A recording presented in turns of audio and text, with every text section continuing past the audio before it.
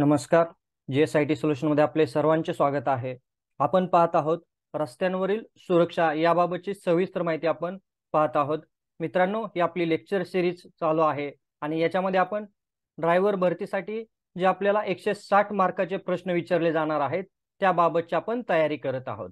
यापूर्वीचा जो व्हिडिओ होता त्याच्यामध्ये आपण पाहिलेलं होतं की रस्त्यावरील सुरक्षा आपण बाळगत असताना आपल्याला कोणकोणत्या प्रकारची महत्त्वाची जी कागदपत्र असतात ती कागदपत्र आपल्या बरोबर ठेवावी लागत असतात याबाबत पाहिलेलं होतं.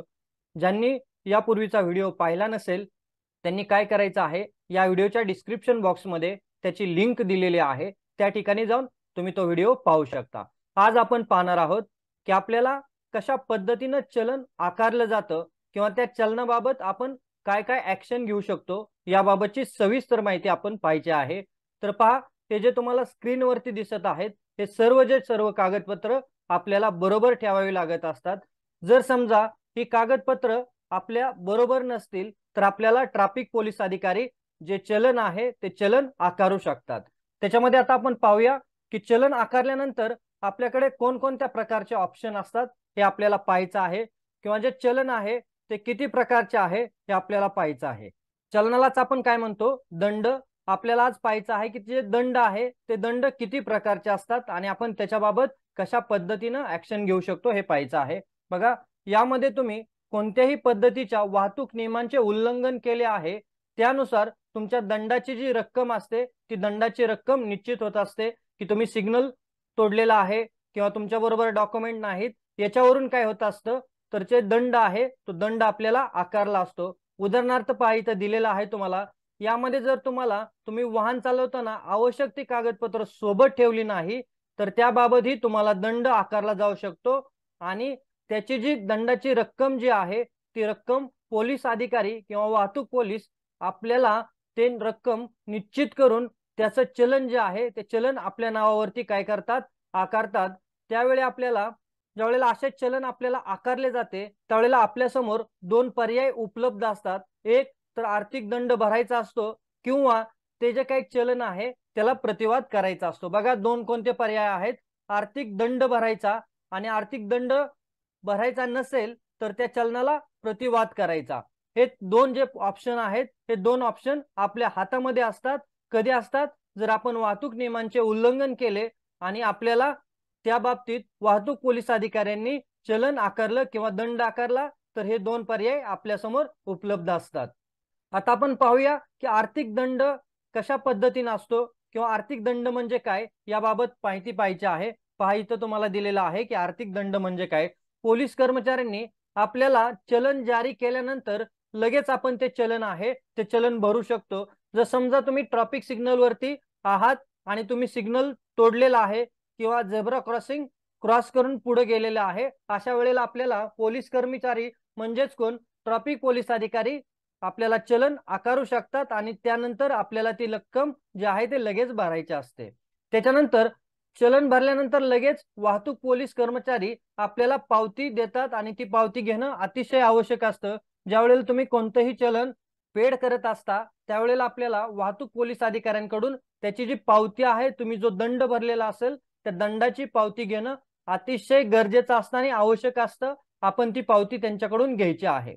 बघा, चलन जारी झाल्यानंतर न्यायालयात ही नंतर दंड भरता येतो. काय दिलेलं आहे इथं की चलन जारी झाल्यानंतर, चलन आकारल्यानंतर आपल्याला लगेच ते चलन भरण्यासाठी आपल्याकडे पैसे नसतील तर आपण काय करू शकतो, ते चलन नंतर न्यायालयात ही जाऊन काय करायचं आहे की ती चलनाची जी रक्कम आहे ती रक्कम आपल्याला तिथं भरता येते. ही आपल्याला कायद्यामध्ये तरतूद आहे. आता पुढे काय म्हटलेलं आहे बघा, चलन जर तुम्हाला पोस्टानं पाठवलं गेलं असेल तर तुम्हाला त्यामध्ये जे नमूद केलेले आहे त्या न्यायालयामध्ये जाऊन आपल्याला जो काही चलनाची रक्कम आहे किंवा जो आर्थिक दंड आहे तो तिथं भरायचा असतो. जर समजा तुम्हाला चलन पोस्टानं आला असेल तर आजकाल सर्वत्र ऑनलाईन पद्धत झाल्यामुळे बऱ्याच वेळेला तुमचं जे चलन आहे ते चलन तुम्हाला काय होत असतं, पोस्टाने येत असतं. जर हे पोस्टानं चलन आलं तर तुम्हाला काय करायचं आहे, ते तुम्हाला त्या पत्रामध्ये नमूद केलेलं असतं की तुम्ही ते जे अमाऊंट आहे, ती जी रक्कम आहे ती रक्कम कोणत्या न्यायालयात भरायची आहे. पुढे बघा, आर्थिक दंड हे आहे तो तुम्हाला दिलेल्या तारखेच्या अगोदर भरावा लागतो. त्या तारखेनंतर भरल्यानंतर तुम्हाला त्यावरती अधिक रक्कम ती भरावी लागत असते। जर समजा तुम्हाला असा दंड आकारला गेलेला आहे आणि त्याच्यामध्ये एक तारीख नमूद केलेली असते, ती नमूद केलेल्या तारखेच्या आतच आपल्याला काय करायचं आहे, दंड जो आहे तो दंड भरायचा आहे। जर त्या तारखेनंतर भरला तर तुम्हाला त्याच्यावरती फाईन ही आकारला जातो। आलं काही तर लक्षात तुमच्या की आर्थिक दंड कशा पद्धतीने असतो आणि कशा पद्धतीने आपल्याला भरायचा असतो आणि कोणत्या वेळेला तो आर्थिक दंड आकारला जातो। आता आपल्याला दुसरा ऑप्शन पाहायचा आहे की एकतर आर्थिक दंड भरायचा आहे, जर समजा हा आर्थिक दंड भरायचा नसेल तर आपल्याला काय करता येतं, चलनाला प्रतिवाद करता येतो किंवा त्या चलनाच्या विरोधात न्यायालयामध्ये जाता येतं। आता याच्यामध्ये आपल्याला काय दिलेलं आहे पाहायचं आहे। जर तुम्हाला असे वाटत असेल की तुम्हाला चुकीच्या पद्धतीने चलन जारी करण्यात आलेलं आहे किंवा तुम्ही त्या नियमांचे उल्लंघन केलेलं नाही, बऱ्याच वेळेला असं होत असतं की नजर चुकीनेही तुम्हाला चलन आकारलं जाऊ शकतं किंवा तुम्ही जी चूक केलेली नाही त्या चुकीबद्दलही तुम्हाला चलन आकारलं जातं नजर चुकीने, तर अशा वेळेला आपल्याला कोर्टामध्येही जाण्याची शासनाने काय केलेली आहे, इथं तरतूद केलेली आहे किंवा नियमांमध्ये अशा पद्धतीची तरतूद करण्यात आलेली आहे। अशा वेळेला तुम्हाला काय करायचं असतं की अशा वेळेला तुम्ही न्यायालयासमोर जाऊन तुम्ही निर्दोष असल्याचे सिद्ध करू शकता। त्यासाठी तुम्हाला काय करायचे आहेत, तशा पद्धतीचे जे पुरावे आहेत ते पुरावे न्यायालयासमोर सादर करावे लागतात आणि ते पुरावे सादर केल्यानंतर तुम्हाला जो न्यायालयामधून निकाल मिळणार आहे त्या निकालाचं आदरपूर्वक तुम्हाला पालनही करायचं असतं। ही जबाबदारी तुमची असते की न्यायालयाने दिलेल्या निकालाचं आदरपूर्वक पालन करणं ही आपली नैतिक जबाबदारी आहे। त्याच्यानंतर पहा की वाहतूक चलनाकडे गांभीर्यानं पाहायचं आहे, नेहमीच त्याचा पाठपुरावा करायचा आहे, त्याच्यामध्ये दिरंगाई करायची नाही, हलगर्जीपणा करायचा नाही। चलन जे आहे ते चलन तुम्हाला मिळाल्यानंतर किंवा जे वाहतुकीचे नियम आहेत त्याचंही पालन करायचं आहे की जेणेकरून अशा पद्धतीचं चलन आपल्या नावावरती कधीही आकारलं जाऊ नये, याची सर्वांनी कटाक्षाने काळजी घ्यायची आहे। आणि हे जे काही चलन आहेत ते चलन आपल्याला जर आकारलं गेलं आणि ते योग्य असेल तर आपण काय करायचं आहे, त्याची जी अमाऊंट असेल त्याची जी रक्कम आहे ती ताबडतोब भरायची आहे, त्याच्यामध्ये दिरंगाई करायची नाही। आणि जर समजा तुम्हाला चलन आकारलं तर त्याची जी पावती असते ते पावती आपल्याला पोलीस अधिकाऱ्याकडून घ्यायची आहे। मित्रांनो, हे दोन ऑप्शन असतात आपल्याला चलन आकारल्यानंतर। आता पुढे पाहूया आपण की ट्रॅफिक चलन आता कोण देऊ शकतं, ट्रॅफिक चलन तुम्हाला कोण आकारू शकतं याबाबत माहिती पाहूया आपण। बघा, वाहतूक विभागाचे पोलीस अधिकारीच फक्त चलन जारी करू शकतात, हेड कॉन्स्टेबल किंवा त्यांच्यावरील कार्यरत असणारी व्यक्ती चलन तुम्हाला देऊ शकत नाही। आपल्याला चलन कोण देऊ शकतं, तर फक्त ट्रॅफिक पोलीसच चलन देऊ शकतात, हेड कॉन्स्टेबल किंवा त्याच्यावरील पदावर कार्यरत असणारी व्यक्ती आपल्याला चलन देऊ शकत नाही। अधिकाऱ्यांचा जो गणवेश असतो, ट्रॅफिक पोलीस आपल्याला कसा ओळखायचा, जो चलन आपल्याला आकारणार आहे, तर जे ट्रॅफिक पोलीस असतात त्यांच्या खांद्यावरच्या बाजूला व्ही आकाराचा 3 फिती असतात, त्याच्यावरून हेड कॉन्स्टेबल ओळखता येतो। बघा इथं तो अधिकारी कसा ओळखायचा, पोलीस ट्रॅफिक पोलीस कसा ओळखायचा, तर त्यांचा जो गणवेश असतो त्या गणवेशावरती खांद्याच्या वर बाजूला व्ही आकाराच्या 3 फिती असतात, त्याच्यावरून आपल्याला हेड कॉन्स्टेबल ओळखता येतो। त्याच्याच बरोबर बघा पुढे काय म्हटलेलं आहे, आपण नियमांचे उल्लंघन केल्यास हेड कॉन्स्टेबल 100 रुपयापेक्षा जास्त रकमेचे चलन देऊ शकत नाही, परंतु एकापेक्षा जास्त नियमांचे उल्लंघन केल्यास तुम्हाला प्रत्येक नियमांचे 100 रुपये प्रमाणे चलन जारी केले जाऊ शकते। बघा इथं चलनाची जी रक्कम दिलेली आहे तीही दिलेली आहे। जर समजा एकापेक्षा जास्त तुम्ही काय केलं, नियमांचे उल्लंघन केलं, तर तुम्हाला त्या पद्धतीनं प्रत्येक नियमाला 100 रुपये प्रमाणे जो दंड आहे तो दंड इथं आकारला जाऊ शकतो आणि एकाच वेळेला एकापेक्षा जास्तही नियमांचे उल्लंघन केल्यामुळे तुम्हाला त्या पद्धतीनं दंड आकारण्यात येत असतो। हेड कॉन्स्टेबल व्यावसायिक वाहनांसाठी चलने देण्याचा अधिकार नसतो। बघा इथं काय म्हटलेलं आहे की जे हेड कॉन्स्टेबल आहेत त्या हेड कॉन्स्टेबलला व्यावसायिक जे वाहनं असतात त्या व्यावसायिक वाहनांना चलन देऊ शकत नाहीत, असा प्रश्नही तुम्हाला इथं येऊ शकतो। त्याच्यानंतर आपल्याला पाहायचं आहे की पोलीस नोंदणी दस्तऐवज किंवा ड्रायव्हिंग लायसन्स जप्त करू शकतात का। बघा पोलीस आहेत ते पोलीस तुमचं ड्रायव्हिंग लायसन्स किंवा तुमच्या गाडीचं आरसी बुक आहे ते आरसी बुक तुमचं जप्त करू शकतात का, हा इथं नियमाबद्दल आपल्याला पाहायचं आहे। त्याच्यामध्ये पहा काय म्हटलेलं आहे, वाहतूक पोलीस अधिकारी तुमच्याकडे नोंदणी प्रमाणपत्र, वाहन चालवण्याचा परवाना, विमा प्रमाणपत्र अगोदर दाखवण्यास सांगू शकतात, परंतु वरील पैकी कोणतीही कागदपत्र नियमानुसार तुम्ही त्यांना देणे बंधनकारक नसतं। बघा हे जे काही डॉक्युमेंट आहेत हे डॉक्युमेंट तुम्हाला पाहण्यासाठी मागू शकतात पोलीस अधिकारी, परंतु ते डॉक्युमेंट आहेत ते नियमाप्रमाणे जप्त करून घेऊ शकत नाही किंवा तुम्ही त्यांच्याकडे देणं बंधनकारक नसता। परंतु वाहतूक नियमांचे उल्लंघन अशा पद्धतीने केले असेल की ज्याच्यासाठी कोर्टात जाणे आवश्यक आहे, अशा वेळी तुम्हाला काय करावं लागतं, वाहतूक पोलिसांच्या मागणीनुसार सर्व कागदपत्र देणं बंधनकारक असतं। आता इथं पहिल्या आपण ऑप्शन मध्ये पाहिलं की कागदपत्र देणं बंधनकारक नसतं। हे कधी बंधनकारक नसतं जर तुम्ही अशा कोणत्याही अक्षम्य गुन्हा केला नसेल तर तुम्ही काय करू शकत नाही, कागदपत्र देणं बंधनकारक नसतं। परंतु तुम्ही जर असा गुन्हा केला असेल की ज्याच्यामध्ये तुम्हाला कोर्टामध्ये जाण्याची आवश्यकता आहे, अशा वेळेला वाहतूक पोलीस अधिकारी तुमच्याकडे जे कागदपत्र मागतील ते सर्व देणं तुमच्यावर बंधनकारक असतं जर गुन्हा त्या पद्धतीचा असेल तर। बघा आता पुढचं ऑप्शन काय आहे, खालील परिस्थितीत तुम्हाला कागदपत्रे वाहतूक पोलीस अधिकाऱ्याकडे देणे आवश्यक असते। बघा आपल्याला वाहतूक पोलीस अधिकाऱ्याला जर कागदपत्र द्यायचे असतील किंवा जप्त करायचे असतील तर कोणकोणत्या परिस्थिती आहेत आणि कशा वेळेला आपल्याला वाहतूक पोलीस अधिकारी जे आहेत ते आपले कागदपत्र जप्त करून ठेवू शकतात हे पहा इथं। जर चलन तुम्हाला दिले असेल आणि तुमच्याकडे चलन भरण्यासाठी जर पैसे नसतील, अशा वेळी वाहतूक पोलीस अधिकारी तुमचे जे डॉक्युमेंट आहेत ते डॉक्युमेंट घेऊ शकतात।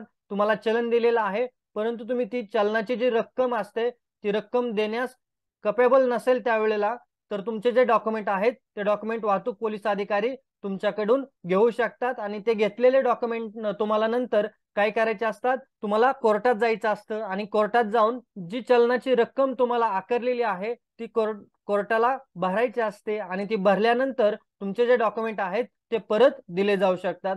ही पहिला मुद्दा झाला। आता दुसरा मुद्दा आहे, जर तुम्ही चलनाला न्यायालयात आव्हान देणार असेल तर तुम्हाला काय करायचं आहे, सर्व कागदपत्र जे आहेत ते वाहतूक पोलीस अधिकारी यांच्याकडे सुपूर्द करून न्यायालयात त्याची दाद मागू शकता।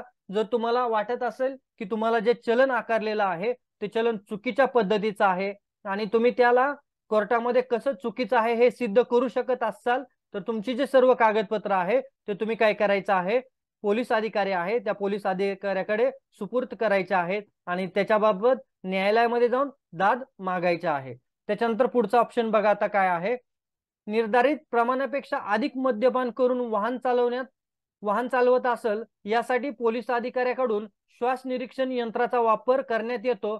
श्वास निरीक्षणाचा जो वापर करण्यात आलेला आहे त्या यंत्राद्वारे तुमचं निरीक्षण केलं जातं। अशा वेळेला यंत्राद्वारे केलेले निरीक्षण न्यायालयात मान्यता पुरावा जो आहे तो मान्यता पुरावा मानला जातो। असे जे काही श्वास निरीक्षणाचे जे यंत्र असतं त्या यंत्रामधून तुमची जर टेस्ट केली असेल तर ती टेस्ट न्यायालयामध्ये एक मान्यता पुरावा मानला जाऊ शकतो।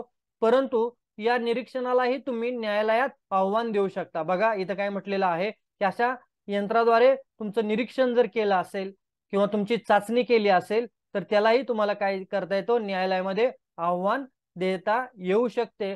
परंतु श्वास निरीक्षण करतेवेळी पोलीस अधिकारी त्याच्यामध्ये एक तुमचा व्हिडिओ तयार करत असतात आणि तो व्हिडिओ तयार केलेला एक पुरावा म्हणून मानला जाऊ शकतो। बघा हा एक ऑप्शन आहे। अशा वेळेला पण तुमची जे कागदपत्र आहेत जर तुम्ही ह्या नियमाचं उल्लंघन केलं असेल तर तुमची सर्व कागदपत्र इथं जप्त करून घेतली जाऊ शकतात। त्याच्यानंतर अजून कोणत्या पद्धतीत ती कागदपत्र तुम्हाला जप्त केली जाऊ शकतात, बघा असुरक्षित वाहन चालवणे, विना परवाना व्यवसाय किंवा खाजगी वाहन चालवणे या कारणासाठीही तुमची जी कागदपत्र आहेत ती कागदपत्र जप्त केली जाऊ शकतात। पोलीस अधिकाऱ्याकडून त्यासाठी तुम्हाला चलन दिलं जातं आणि तुम्ही चलन दिल्यानंतर अशी कागदपत्र जे आहेत ते तुम्ही चलनाची रक्कम नाही भरली तर पोलीस अधिकारी जे असतात ते सर्व कागदपत्र तुमचे जप्त करू शकतात।